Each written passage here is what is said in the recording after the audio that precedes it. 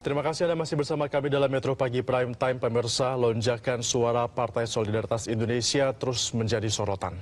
Yang terbaru terungkap dalam aplikasi Sirekap milik KPU, di mana hasil perolehan suara sah yang didapatkan PSI tidak cocok dengan perolehan suara di tempat pemungutan suara atau TPS.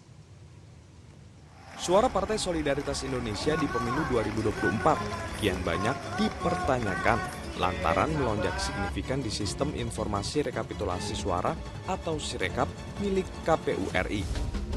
Direktur Eksekutif Voxpol Pangi Caniago menilai ada ketidakwajaran karena fenomena peningkatan suara yang dialami PSI bertolak belakang dengan hasil hitung cepat di mana rata-rata PSI meraih 2,7%.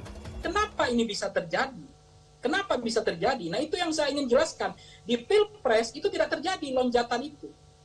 Tapi kenapa di Pileg ada tiba-tiba lonjakan sebesar ini? Nah, kalau kita pelajari kemarin di data IT dashboard kita, itu stabilisasi itu di 15%. Itu nggak ada perubahan-perubahan lagi.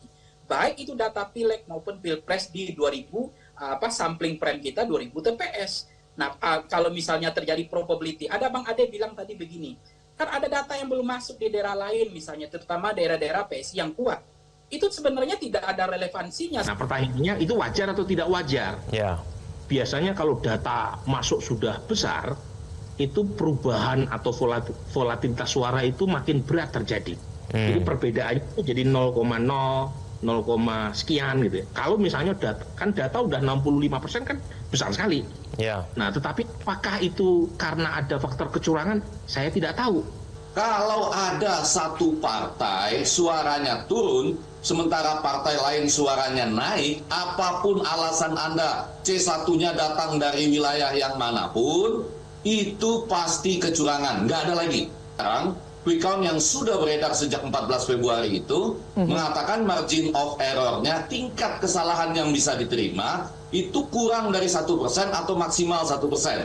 Bukan 2% malah. Jadi artinya, kalau dia bisa meleset untuk partai-partai tertentu di parlemen, kita harus menganggap dia juga meleset untuk pemilu presiden. Tim Metro TV pun menelusuri perolehan suara PSI berdasarkan hasil Sirekap, kemudian dicocokkan dengan formulir model C1 yang diunggah di Sirekap. Semisal di TPS 004 Bulakan, Cibeber, Kota Cilegon, Banten. Dari data Sirekap, suara PSI tertulis 69 suara, sedangkan suara tidak sahnya 1. Padahal dari foto C hasil yang diunggah di Sirekap, PSI hanya memiliki 1 suara. Kemudian di TPS 020 Tanah Grogot, Kecamatan Tanah Grogot, Pasir, Kalimantan Timur. Dalam sistem Sirekap, suara PSI mencapai 50 suara, lalu suara tidak sah 3. Padahal berdasarkan foto C hasil, suara PSI 0, sedangkan suara tidak sah justru yang berjumlah 53. Tim Liputan, Metro TV.